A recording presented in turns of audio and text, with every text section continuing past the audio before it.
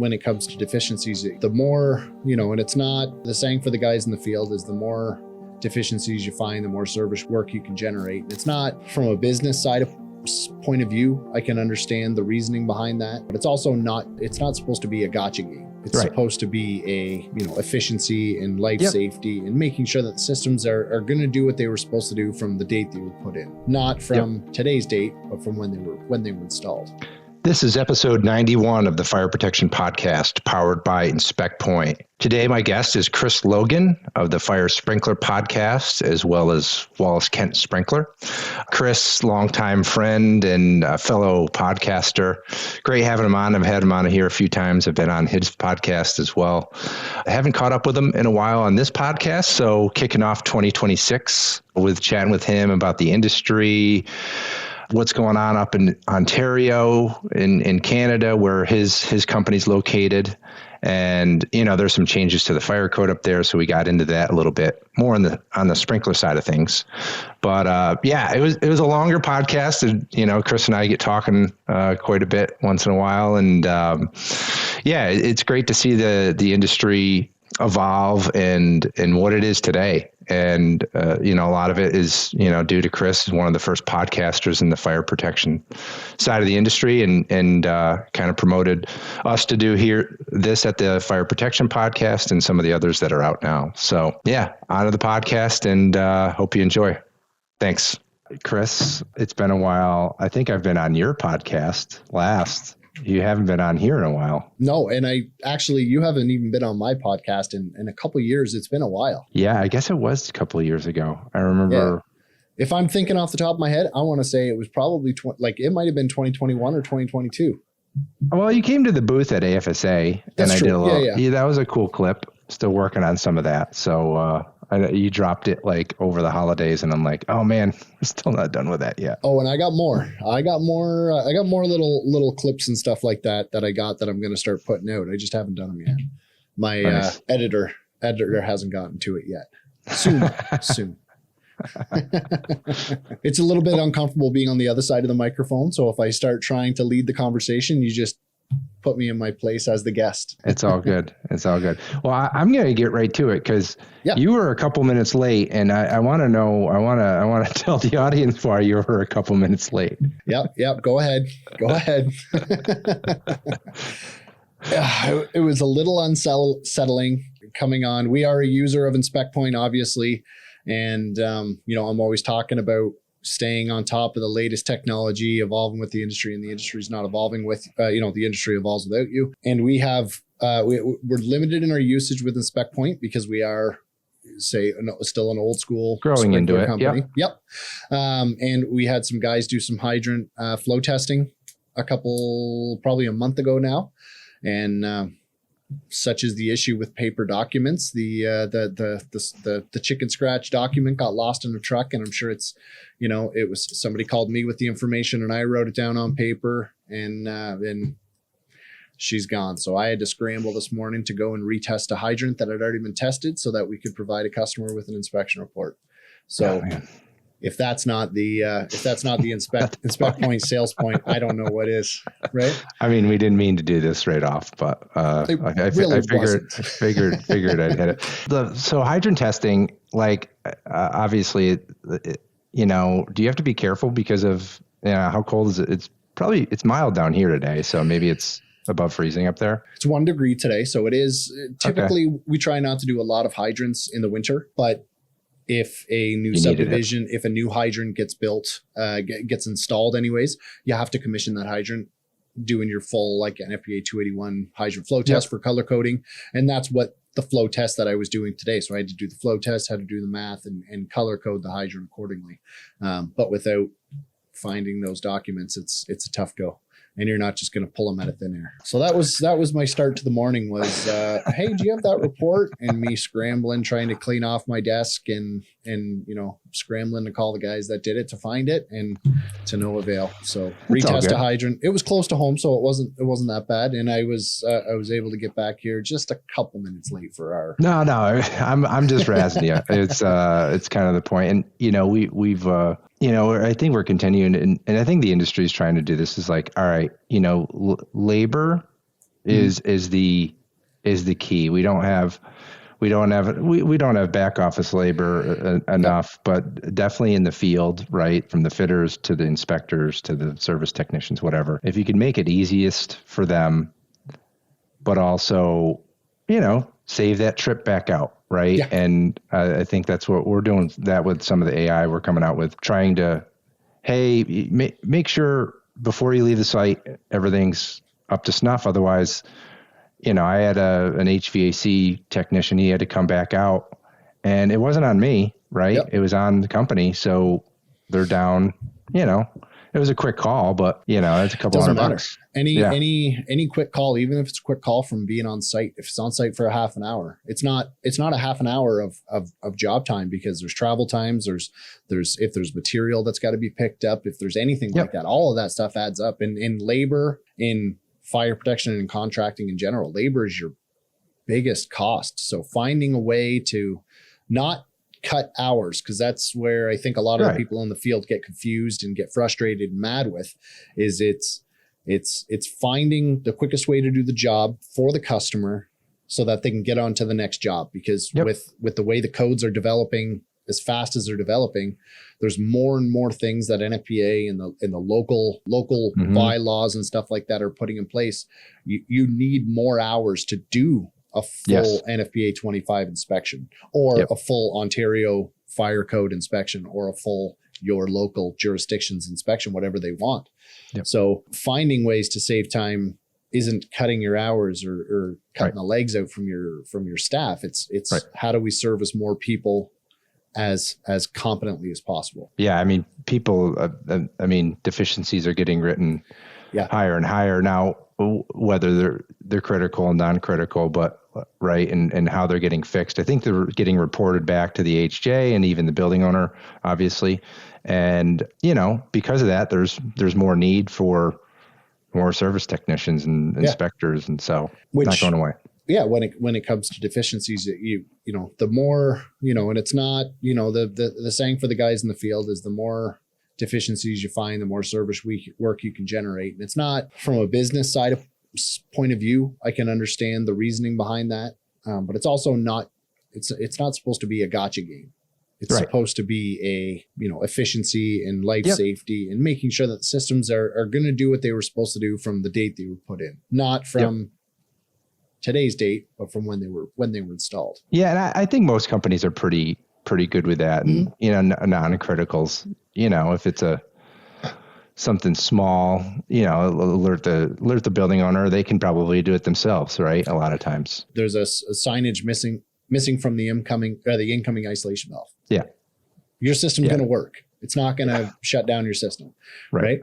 Nobody's burning down a building because it doesn't have a system isolation valve. It's still a deficiency. It's still what NFPA requires, but everybody's sleeping in their bed at night. Yeah, exactly. Just fine without having a valve or signage. A sign. Yeah. So you mentioned codes getting stricter. I know Ontario moved to a new fire code in a few days ago, right? Yeah. Yep. Came into effect on January 1st. I do a lot of presentations around here for local AHJs, for local building departments and stuff like that. And I think without trying to make too many enemies at the Ontario Fire Marshal's office, I think the Ontario Fire Code is doing a pretty big disservice to the sprinkler industry in regards to not providing the legs we need for fire protection maintenance. The fire prevention officers, which are the people that are reviewing the inspection reports and stuff like that, and enforcing that systems are being maintained properly, are only able to follow what's in the Ontario Fire Code. And what's in the Ontario Fire Code is Chapter 6. And for sprinkler systems, it's there's a lot of meat and potatoes in there, but stuff like sprinklers older than 50 years old, that's not black and white in there. It's not black and white in the standard. So if I document that, and if the owners wants to put up a fuss about a sprinkler being 50 years older and recommending replace or testing, they can send a letter to the OFM, and the OFM will say it's not enforceable by you. So we can't, the Ontario Fire Marshal's office can't. They can't say anything. Yeah. And it's frustrating because, I would say probably 95% of the sprinkler contractors out there are doing, maybe a limited NFPA 25 inspection. They're not color coding their tags. They're not, not doing stuff like that, but are doing NFPA 25 inspections. And the problem that you're going to run into is that you just have to get one owner that kicks it back and tells a friend. And, it's not a house of cards. It's not a house of cards. It's not a scam or anything like that. It's due diligence and fire protection, life safety. Right. But, it only takes one guy to get it out there. Now, we're doing, like I say, a version of NFPA 25. I think Ontario, when it did update, it did go to accept the 2017 edition of NFPA 25. Prior to that, we were accepting the 2014 edition of NFPA 25. So I think we're not up to date with the latest dry pendant or dry sprinkler replacement standards, which I think is up to 20 years now. Yeah. And then I think it's 10 after that. It goes to 10 and then back to 20. There are some changes on head testing. Started at 5, at 5, went to 10, then to 15. Is it up to 20 or did it go back down to 10? I think 23 went up to 20, but then after that 20, it's back to 10. So there's like a, We'll try to stick with 23. I'm doing a webinar with Dine Labs on it here in February sometime. What's the date? You want to punch that out? What's the date? Might as well throw a plug it should be out mid-February. We have a feature coming out in the platform where you can manage your sprinkler head testing better. And so you'll see all the buildings that are due, right? So, because that's a big line item to a building owner, right? Yep. To test all the heads for one, but to potentially have to change them, that's a big it's a big cost. Change order, or service. Yeah. Depending on the building, right? Right. Yeah. How many you got? Yeah. Sometimes it's cheaper to just change the sprinklers out if it's a small office, and depending on how you zone your what you consider an area. Exactly. That's another kind of sneaky way that people get around things. Right. You could have a 1 million square foot warehouse with a 5,000 square foot office, and you test 4 and 4 because the warehouse is an area. Yeah, exactly. So back to the Ontario Fire Code, the ULC 536 and 537 changed maybe it's just 536 changed. That's for fire alarm testing. And, I hear from different fire alarm service providers or contractors in Ontario that they're trying to alert the building owners that because of that change, costs potentially for an annual inspection are going up 30%. 20 to 30%. 30%. 30% is what I'm seeing on LinkedIn. I don't do much with the fire alarm side of things aside from there it is and here's our stuff. So, we have a fire alarm division. I know who they are, but I don't really know what they do aside from panel silence and system reset. That's kind of my knowledge on fire alarm, replacing switches and stuff like that. But I know enough to make me dangerous, but that's it, right? I try not to get involved with the fire alarm side of things. My brother takes care of that with our business, and we've got some fantastic techs that we work with, and I kind of leave them with that. But yes, I've been seeing the stuff on social media where with the updated fire alarm standard, the ULC standards, that the costs are going to increase 30%. I don't have any reasons as to why that is. I think it's something with the documentation where all of the smoke detectors and heat detectors and everything on the system have to be almost serial numbered in the reports now. So that's all time. And it's not necessarily doing anything to change the adequacy of the system. I think it's just for future service. I have no idea. This is all speculation. I'm not a fire alarm guy. Yeah, I should know because we have it available in our platform for all the documentation. I think it is being required that it is electronic documentation now, and I could be speaking out of turn, but a lot of every device there's time stamping on that, right? Which most of the software platforms are going to do that. Yep. But if you're not, maybe it's gonna. But even the ones that are, if it's raising at 30%, I've got to dive into it a little bit more, and maybe I'll have an answer by the time we we put this out. There'll be a little line item at the bottom that actually has the correct stats, so we're not just speculating and spreading rumors. I want to, I got to fact check myself while I'm on That's there. fair. So I mean, long gone are the days. I've known you for a long time. I've seen Inspect Point grow from, essentially, I think we met in 2018 when I first started the podcast, and seeing the amount of growth that Inspect Point has had. Long gone are the days where you've got your finger in every single pot, right? Yeah. That's not the case anymore. You've done extremely well with what you guys are doing here. It's awesome. It's awesome to watch. Yeah. Thanks, man. Yeah. It's been fun. It's been fun the last few years. I can kind of work on, strategic planning and of where obviously we're heading deep into AI because that's where there's just so many gains on the software side. And it's efficiency gains and we're a heavily compliance industry. So why not use it for that? Right. Yeah. And then, just trying to partner with, we acquired a fire alarm design platform, FireCAD, kind of like SpringCAD and HydroCAD and AutoSprink on the fire alarm side. So I really enjoy that team and getting involved on the fire alarm design side, and working with the OEMs now. They're wanting to work together a little bit more. The Honeywells, the JCIs, the Potters, the Mircoms, Edwards, all the big ones. So it's kind of fun that the manufacturers are wanting to get excited into the ecosystem. Yeah, because it's not like inspection software has been around for a long time, and being able to be that guy that makes that change in the industry like that is awesome. Yeah. Right. Like, not to pump my own tires, but I will a little bit here, like starting a podcast at my kitchen table in 2018. And now there's probably 20 large successsive podcasts that are going around. Yeah. I wouldn't say they're successful, but there's 20. I would say there's a solid 5 or 6 that are doing very well. Yeah, exactly. And I feel like, you're the number one out there by far. I don't know about that. I think I hope so. I mean, I'm a very competitive guy, so boy, I hope so. But it's, it's all fun. And the good thing is the term we talked about a while ago, co-competitors, right?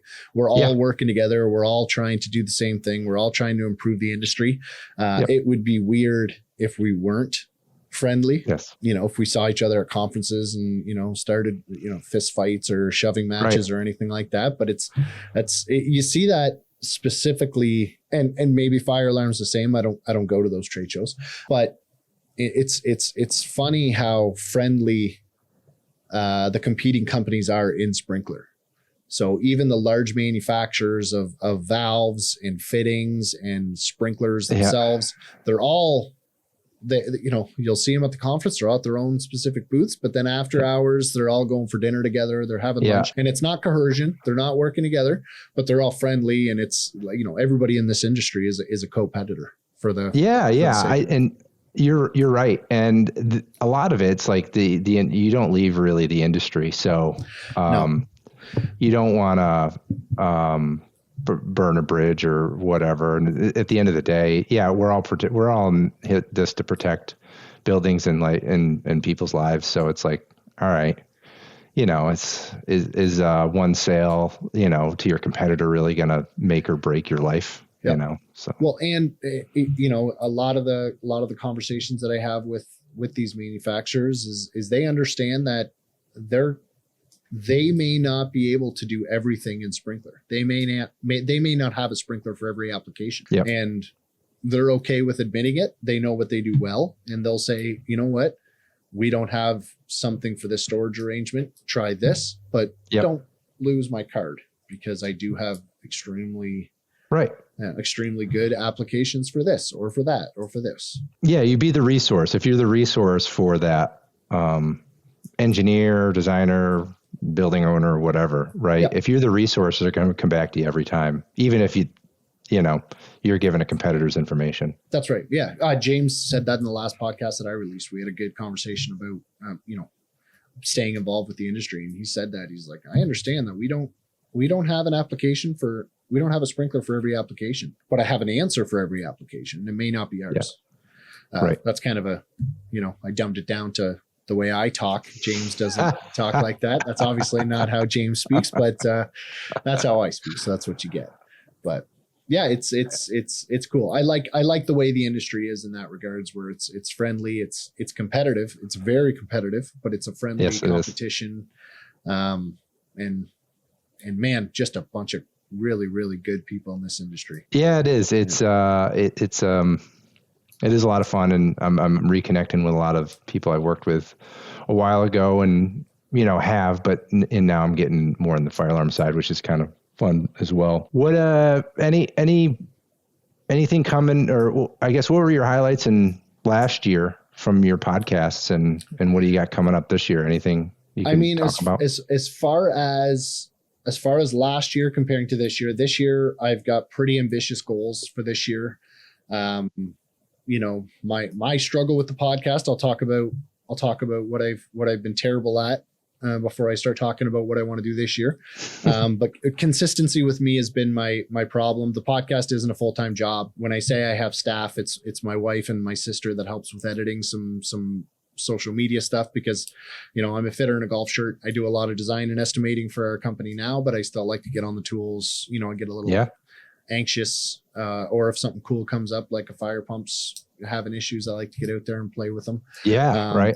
So we were really busy as a company last year, and I'm hoping to get my consistency up, and this year I want to do 52 episodes. I want to release an episode every week, so that's going to be apologize to my wife and kids, because that means a lot of dedicated podcast time, and just keep trying to, the industry has blown up and changed so much in the past decade, which I'm almost coming up on a decade of having this podcast. Next month will be 8 years of doing this podcast, which is wow.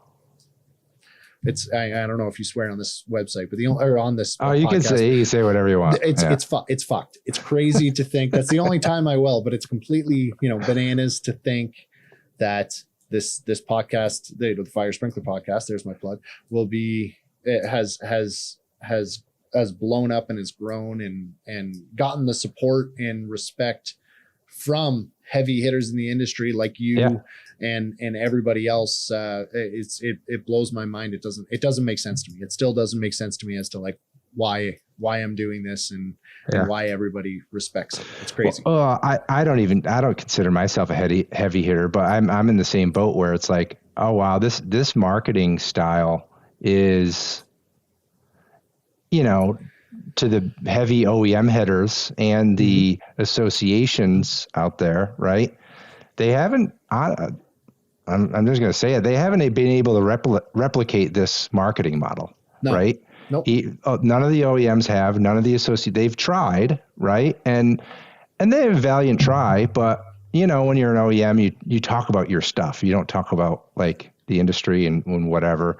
And I don't know, the associations, they have to be too careful. They got to like tread lightly because they're paid by some of the bigger companies. But when you are, I don't know, you can, whether it's you or Bobby and Brian or whoever else, like you can just talk flat out. Talk freely. And that's, that's what I like about it, because everybody out there in that listens to the podcast and follows it knows that I do this podcast strictly for myself. I'm really happy that a lot of people listen to it.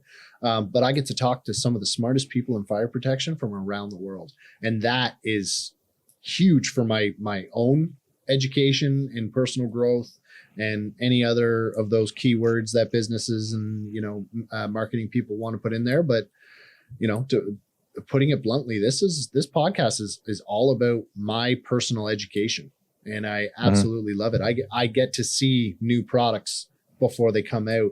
I get to talk to the engineers and the designers and the fitters in the field that have addressed problems and created solutions, or created problems and had solutions for them. Because that's right. That's another thing that happens in the industry as well, is I messed this up, but how do I fix it so I don't mess it up again? Yep. Right. That's troubleshooting, and that's service 101. Yeah. So you're trying to get a podcast out a week. Any big upcoming episodes that you can Not that I have right now. Like I said, I do this thing. I fly by the seat of my pants. Same here. I've got, we scheduled this, I think, on Friday last week. Yeah, we did. Which is totally cool. I appreciate and respect that. There's some studies going on within the health of the industry. I'm going to be having that conversation soon. You know, Casey very well. Yeah. So we're going to be doing a podcast on the questionnaire that she had released, which is big. I think it is one of those things that nobody really wants to talk about is, you know, personal health. Yeah. Everybody just wants to be the tough guy and kind of work through it and figure it out as they go. And it works until it doesn't. And then when it doesn't, boy, does it suck the whole time. Right. Oh yeah. Yeah. I'm glad she's doing that. And now she's doing it. Obviously she has some support from some people but it's great. Yeah. And it's going to be good. And we haven't talked about the results of the study yet, but I think it's going to be a big eye opener to an extent. I don't think it's going to be a surprise, but I think it's going to be a big eye opener. That's good. I think everybody's going to kind of be like, you mean I shouldn't be eating Taco Bell for lunch every day and slamming 6 energy drinks between 7 o'clock and 4 o'clock? Like that's not good for my health. Right. It'll be an eye opener, but not a shock. Right. Yeah. It's kind of, you know, a little bit common, but hey, getting it out there, I think you're just getting people to talk about it. Then you kind of, it's in the back of your mind. Yeah. Right? And that's it. Getting people to talk about it, open it up and, you know, realize that there's a lot of, it's not, like I said, it's not just pipe fittings, right? You got to think about other things as well. Yeah. You know, you can only pull wrenches. You know, everybody wants to be the tough guy threading 6-inch and 8-inch. And then the coupling came around, and my grandfather used to say, couplings are going to kill the industry. Well, it's alive and well. Flex drops were the next thing. Flexible drops. That's going to kill the industry.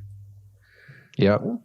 Still standing, right? All these new tools, all these new materials, all these new things that save time. They're going to kill the industry.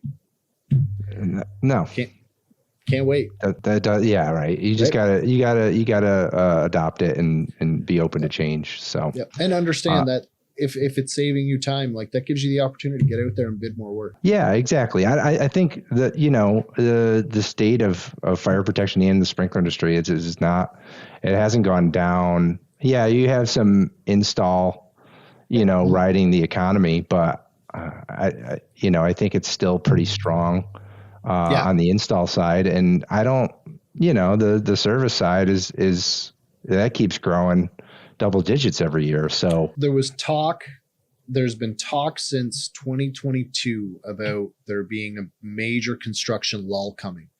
And then it was 2023. There's going to be a big lull in construction. The costs are going to be too much. Nobody's going to build. There's 2024. This is going to be the year. You're going to want to, you know, pack a lunch. Yep. This is going to be the one. Tighten your belt. I haven't seen it yet. I don't know how things are in the States. Well, I do, but I'm not seeing huge drops and stuff. I'm not seeing a lot of people sitting at home. There's a lot of work out there still. Yeah, I think the data centers, at least in the States, the data centers are the thing that's kind of keeping the construction industry afloat. Residential, I mean, yeah, there's still residential needs, right? Yep. It's not enough houses, not enough multifamily.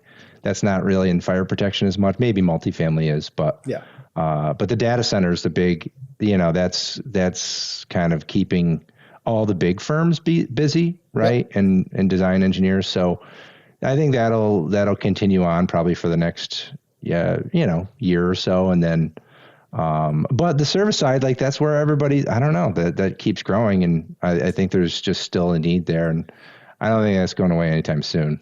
So what, like you've got your hand on the pulse of the service industry from a North American standpoint.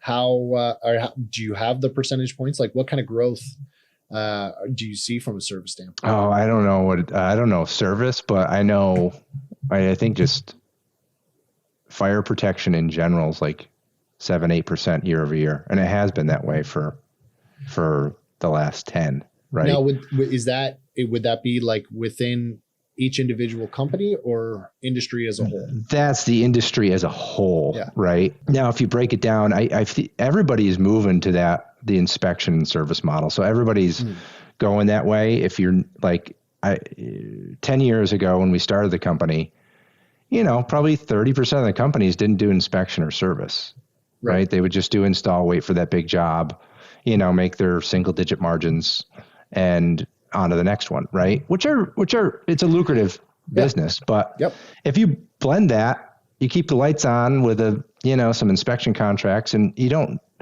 only need 1, 2, 3, 4, 5 team. You don't need a big team, right? And that keeps the wave of the industry. It keeps the lights on, like I said. Yeah, and that ties into education of the guys in the field as well, as having guys that are well-rounded, that can do inspections, can do installations, can do service. Like those are the guys from a fitter and employment standpoint. Those are the guys that you want to stay around. The guys that are, Bobby was talking about it a couple episodes ago, like not being the guy that says no. Like, can you do this? Of course I can do it. Sure. Can I do it right this second? No, but I can figure it out, and I can. Right. Having those connections, having those conversations, and constantly learning. Just because you tick it out and you get your license doesn't mean you're done learning, because the NFPA 13 changes every year, and the book that my own man and my grandfather wrote their test on is slightly different than the one that I wrote my book on. You don't have a book anymore. You got to go online. That's right. Yeah, that's why I still keep my books. When are they stopping that? When are they switching? I got the new NFPA 25 because I'm on the technical committee. I got the new 2026, but I'll never open that. I'll use NFPA Link, right? Yeah, I use NFPA Link. I love NFPA Link. If for speed, I can flip through that book and I know where stuff is way quicker, which is unfortunate, but I'm in NFPA Link every day. But I do, I still have, like I've got the book right here. That's the 2019 edition per the Ontario Building Code. That, I can flip through this way quicker than I can scroll for a chapter in online for no reason. It doesn't make any sense. I just know the thickness of the book almost, maybe. I don't know. Yeah, I get that. NFPA is trying to do some stuff with Link, and they have a new AI thing that they actually, today, this is January 13th, by the way. Yeah, Cassie officially came out. It's been out for beta. But I'm interested to see how that adopts, because I don't know if you listened to it, I had this software firm called Upcodes, and I don't think you guys use it up there? Use it? No. Right. I know they were on your podcast, but I've heard mixed things about it. Just with the access of standards and stuff like that. They've had some struggles in the past, have they not? They've had struggles, but the tool, bar none, best tool I've ever used. As far as the tool is concerned, yes. But I know the people that and again, this is all like word of mouth, telephone, telefax, telefitter. That's 3 ways to communicate in this industry. Is all, it's not like sharing a PDF document, but it's like sharing a PDF document, which is what NFPA is trying to get away from. Is that right? Am I wrong in that? No, it's a full tool, right? Okay.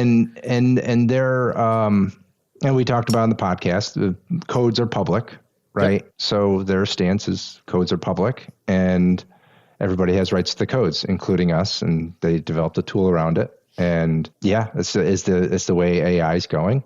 And they have all the ICC, so International Code Council, right? Yep. Which do you guys adopt ICC, right? No, I don't think so. We're national, and Ontario is pretty strict with the Ontario. Okay. So there's an International Code Council, right? That's ICC, and then IBC is the International Building Code. So it's all building codes. It's not just fire. It's like, I actually utilized it to look up construction stuff for drywall, right? Oh, okay. And so it does everything in the building. Right. So architects, engineers, it's a super powerful tool.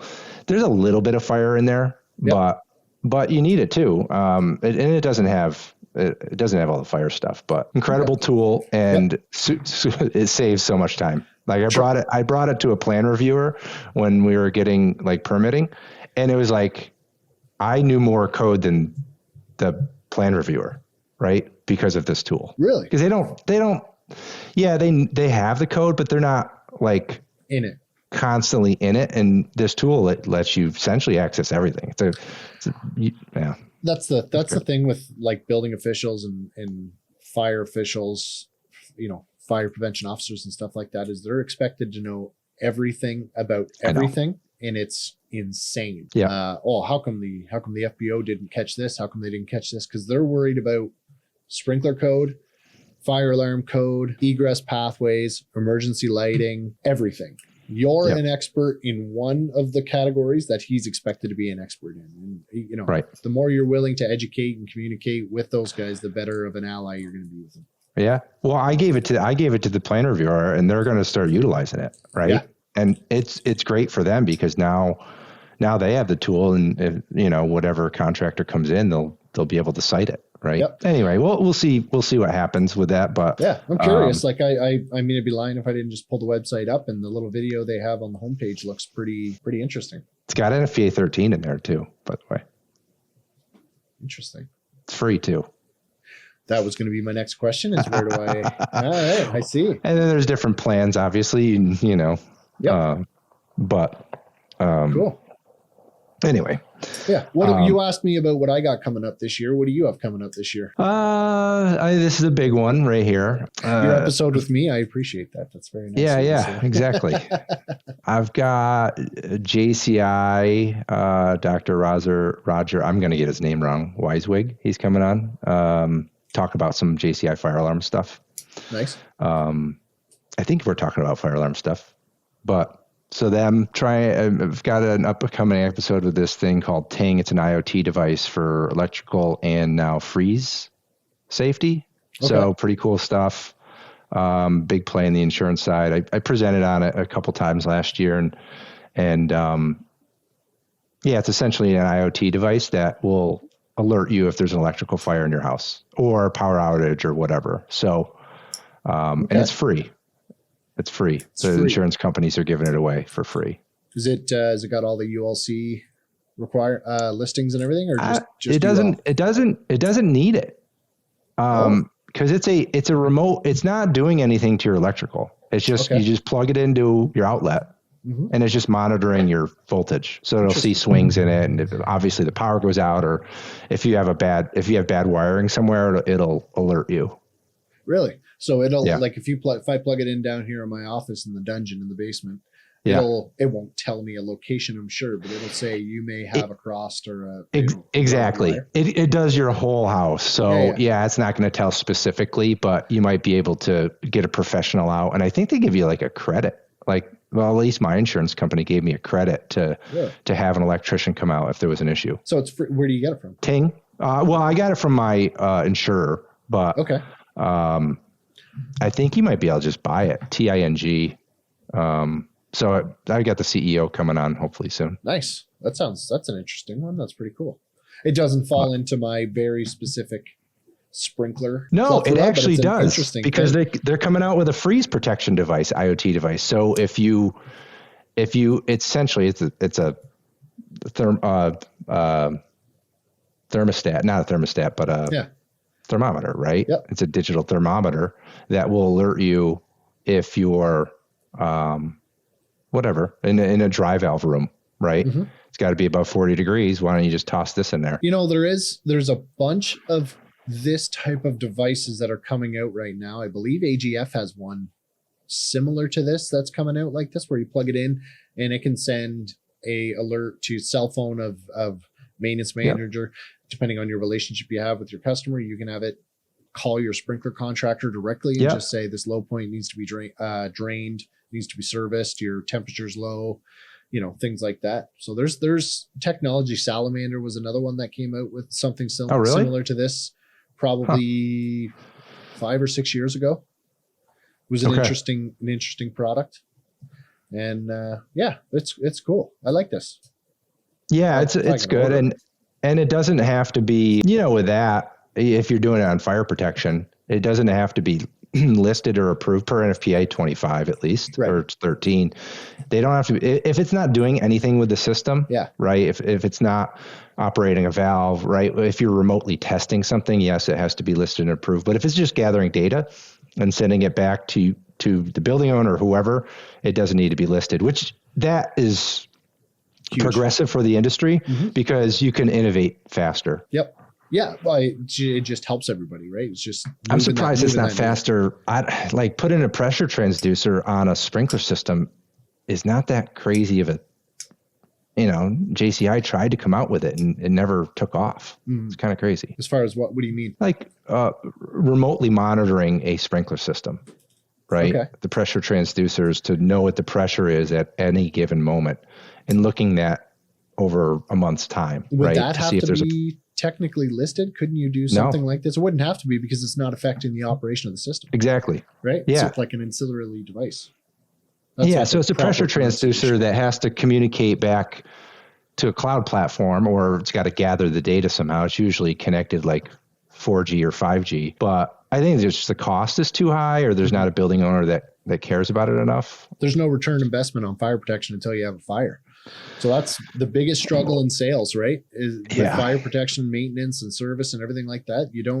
The sprinkler system doesn't give you anything. It doesn't pay you anything until you have a fire, and then everybody loves you.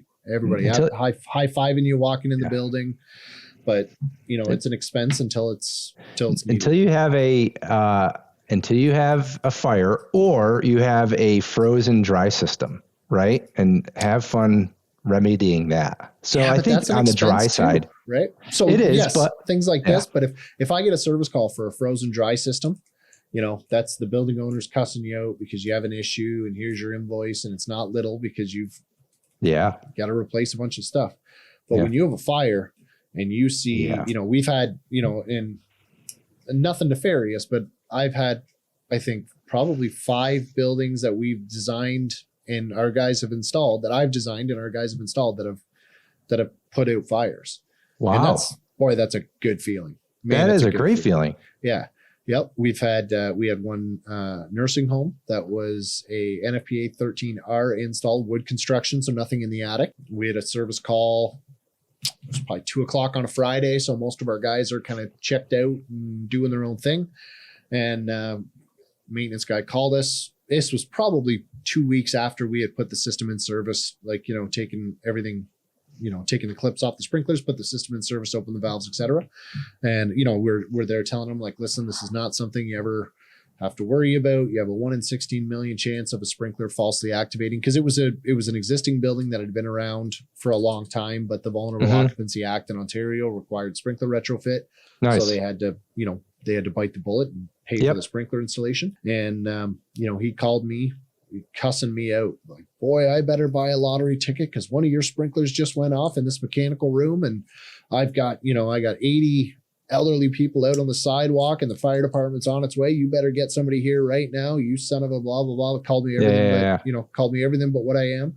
Yeah. And I called my brother. Hey, like you're still in Walsburg. You need to get there and check it out. He walks in, fire department met him at the door. Great save. Hot water tank in a closet had caught fire. It started going up the wall. The sprinkler went off in the mechanic room. So it was a gas fired hot water tank and it had a sprinkler in the closet. Wow. Put the fire out. It was so small that there wasn't, the guy didn't smell the smoke. He didn't see the smoke. Oh my gosh. There was just water rolling out into the hallway and the flow switch going off and ringing the bells. Wow. So fire department was super pumped and the guy called me and apologized about a half an hour later after he got the whole story. And that's one of those buildings that if that fire would have grown unrestricted and got into the attic space. Yep. Would have been bad. It would have made the news. Ours didn't, right? Ours didn't because it was just water damage. But yeah, that was one of the really, really good ones. And we've had a couple new condos that are concrete construction that the owner's like, I do this because I have to, and that's it. Yeah. And a guy fell asleep cooking something on his stove and all his wood cabinets in his kitchen caught fire and the sprinkler put him out. And one activation of one in probably all the scenarios, right? Yeah. Oh yeah. One sprinkler, single sprinkler operated. Yep. Yeah. Everybody slept in their beds that night. Like no issues. Never had a discussion about a cost of an install after that, which is, there's no, he was one of those guys that was, we're going to have to talk a little bit about this. This is expensive and, never use it. And then from then on, it's been Okay, here you go. Whatever Thanks. your price Let me is. know. That's Yep. great. When can you start? That's great. Yeah. Yeah, we need to have one of those positive moments hit the news at some point, right? Yeah, And, but unfortunately, it's not the doom and gloom. It doesn't. I know. Nobody cares about it, right?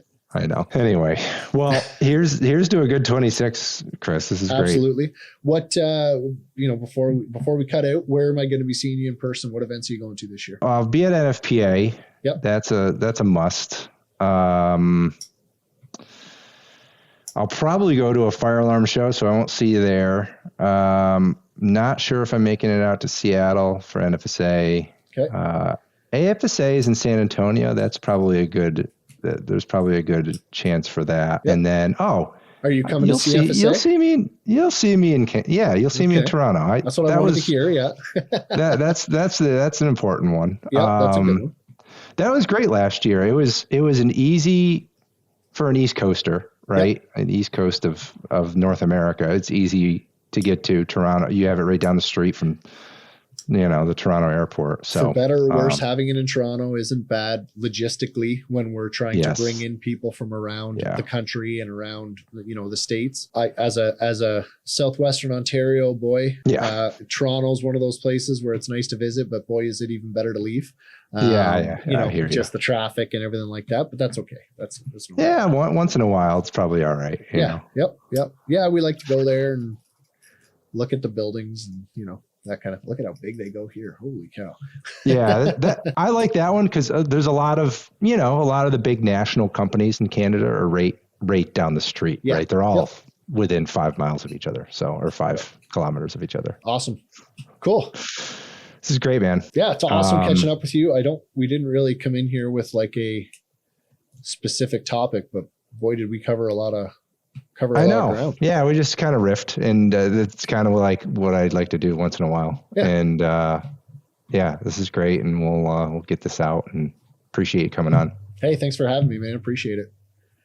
All right, we'll see you soon. If anybody made it this long, Fire Sprinkler Podcast, check it out. Oh yeah. You got give your plugs. Yeah, that's it. Chris Fire Sprinkler Podcast. Yep. Chris at firesprinklerpodcast.com. There's your email. If you're interested in coming on and talking sprinkler, let me know. If you got any new products or awesome jobs. I love traveling and checking out work. So, I've been taking Fire Tech Solutions Fire Tech Productions has brought me down to Atlanta for a fire pump course, and I've got a lot of good content in regards to that. And I'm looking to be doing that a lot in this year as well. I'll give you that Ting guy too for that freeze protection. There's also another wildfire. It's like an outdoor wildfire sprinkler that like Ferguson is now repping. So if you got to do 52 episodes, you gotta get everybody on there, right? I gotta work. Yeah. There's a couple. I was talking to a couple guys that do the wildland stuff, and that stuff's pretty interesting. I'll be very curious to see how it works out in the long run, especially given the past couple of years Californians have had. Mm-hmm. Interesting. Very, very interesting. Yeah. I'll definitely listen to that one if you get a wildfire person on. Yeah. Awesome. Cool. Drew. Awesome talking to you again, man. All right. We'll see you. This has been episode 91 of the Fire Protection Podcast powered by Inspect Point. I want to thank Chris Logan again for stopping on the Fire Protection Podcast and discussing everything podcasting, sprinkler, state of the industry. And excited to get to episode 100 this year in 2026. And see you again soon. Thanks.